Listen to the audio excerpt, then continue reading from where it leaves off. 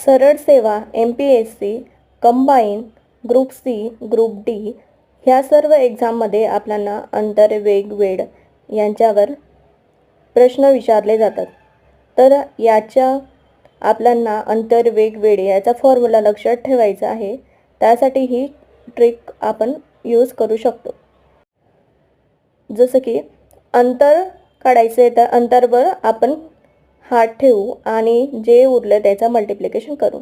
तसंच वेग काढायचं आहे आपल्याला तर वेगला कवर करू आणि अंतर आणि वेळ राहिले तर अंतर वर आहे आणि वेळ खाली आहे. तसंच अंतर वर राहील आणि वेळ खाली म्हणजे डिव्हाइडला घेऊ. अंतर डिवाइड बाय वेळ हा आला वेग.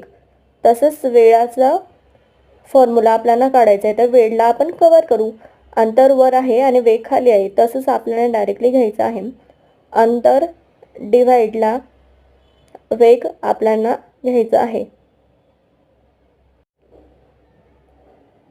ह्या ट्रायंगल डायग्रामचा आपण वापर करून फॉर्म्युला बनवू शकतो आणि ही इझिली आपल्या लक्षात राहतं.